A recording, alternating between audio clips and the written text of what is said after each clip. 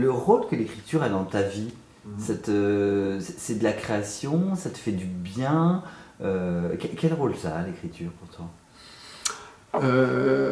Alors d'abord, ma femme vous dirait que lorsque j'écris, je suis heureux. C'est vrai que ça me met dans un état vraiment très positif. En fait, la seule phase de souffrance dans l'écriture, c'est quand je travaille sur le plan. C'est-à-dire, comme mes livres sont quasiment tous des histoires d'évolution d'un personnage, eh bien évidemment, il faut que ce soit crédible, il faut que ce soit cohérent, il faut que ça tienne la route. Donc il y a un gros travail sur le plan. Et ça, c'est pas ce qui est le plus agréable, c'est vraiment ce qui est source de souffrance. Donc j'ai un immense bureau qui fait peut-être 2,50 m ou 3 mètres, où je mets tous mes petits papiers avec des idées de scène, il faut que j'ordonnance tout ça, et voilà, ça c'est pas facile. Maintenant, quand je suis vraiment dans l'écriture, alors là, c'est quelque chose qui me nourrit, qui me met dans un état extrêmement positif. Bon, sans lien, hein, c'est deux questions qui n'ont pas de lien, mais moi j'ai vraiment envie de la poser. Non, Aujourd'hui, on dit très facilement des gens, des fois c'est même un terme un peu humiliant, il est gentil, il est gentil, il est oui, gentil. Ça ne veut plus rien dire. oui, Et au contraire, vous dites quelque chose d'intéressant, c'est que finalement être gentil, ben, c'est pas si banal, c'est un acte de rébellion, de résistance. oui, je trouve qu'à notre époque, où il est plutôt bien vu de passer ses fers, d'envoyer des piques, avec souvent une illusion que si on est un peu méchant, c'est qu'on est intelligent. Eh bien, dans ce contexte, la gentillesse est parfois associée à une forme de légèreté, voire de bêtise, quoi. Et dès lors, quand on dit que quelqu'un il est gentil, ça veut dire qu'il est un petit peu bébête, quoi. Et moi, vraiment, je ne suis pas du tout d'accord avec ça. Et je pense que dans ce contexte-là, les gentils sont peut-être les derniers résistants, et il y a presque une forme de rébellion dans la vraie gentillesse et dans l'altruisme. Dans l'ensemble de vos romans, il y a un point commun, il y a toujours un personnage qui est dans des questionnements et rencontre un autre personnage qui va tenter de lui ouvrir la voie en le faisant réfléchir. Oui, oui. Je suis assez attaché à cette relation maître-disciple d'une certaine façon, même si je pense qu'on peut évoluer dans un parcours de développement personnel seul, en se documentant, etc. Mais à un moment donné, je pense que déjà il y a la confrontation de deux visions du monde qui est vraiment utile. Donc là, ça présuppose qu'il y ait une autre vision portée par une autre personne. Et puis aussi, on n'en est pas tous au même niveau d'évolution dans notre parcours. Et à un moment donné, quand quelqu'un est plus avancé que nous, eh bien c'est très utile de pouvoir recevoir de cette personne.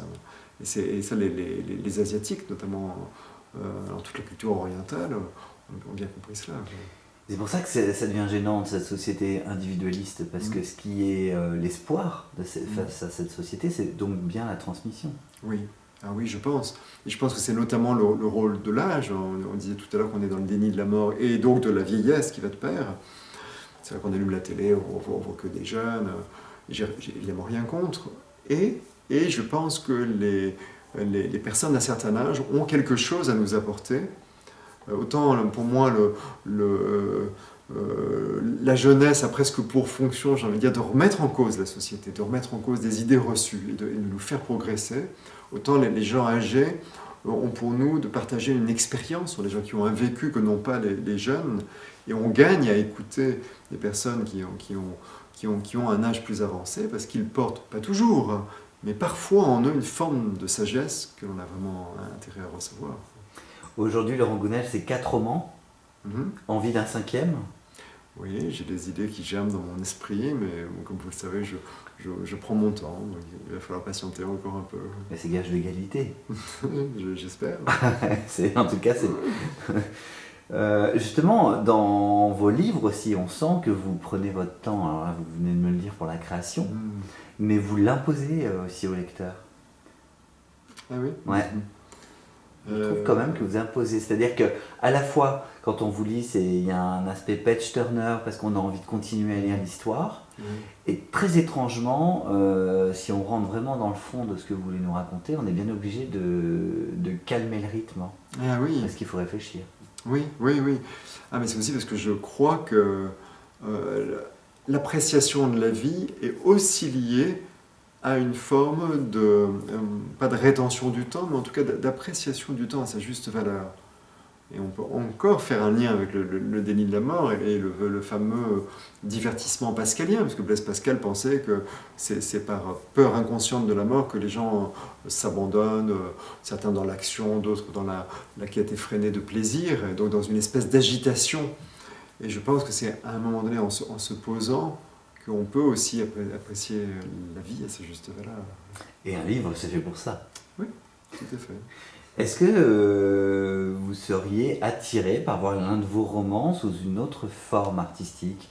Pièce de théâtre, un film Ah oui, tout à fait, tout à fait. Il y a 2 projets de films actuellement sur la base de mes 2 premiers romans, mais bon, le cinéma c'est du long terme, donc voilà, tant que c'est pas filmé, on n'est pas sûr que ça aboutira. Et puis dans mon esprit, j'ai eu une idée d'adaptation théâtrale de L'homme qui voulait être heureux, mais c'est pas pour tout de suite. Là, je suis vraiment, ce qui me porte aujourd'hui, c'est d'écrire des romans, de raconter des histoires à travers le livre, à travers l'écrit. Et c'est aussi important, et on terminera là-dessus, Laurent Gounel, la relation que vous avez avec vos lecteurs, parce que vous faites partie de ces auteurs, alors qui ont leur phase de solitude au moment de l'écriture, des idées, mais vous allez à leur rencontre, avec les rencontres librairies dans toute la France, enfin, partout où on vous accueille, quoi. Oui, tout à fait. C'est important d'avoir le feedback, le retour des lecteurs. Ah oui, c'est très important de sentir ce lien. Et oui, ça j'aurais du mal à m'en passer. Mon ancien métier dans le passé était un métier où je transmettais un certain nombre de choses verbalement. J'étais consultant et j'animais des formations. Et c'est vrai que la relation est assez essentielle pour moi. Et donc je transmets aujourd'hui par écrit, mais ensuite j'ai besoin de rencontrer les gens des visu et de parler. Oui, puis finalement, même en prenant son temps, on sait que, là vous venez de nous le dire, il y aura un 5e roman, donc il y a un rendez-vous de prix de poser. Voilà, il se fera quand il se fera. Un grand merci Laurent Gounel. Merci beaucoup Christophe. Autour de votre actualité, ce 4e et nouveau roman, Le jour où j'ai appris à vivre, aux éditions Kéro. Merci beaucoup. Merci.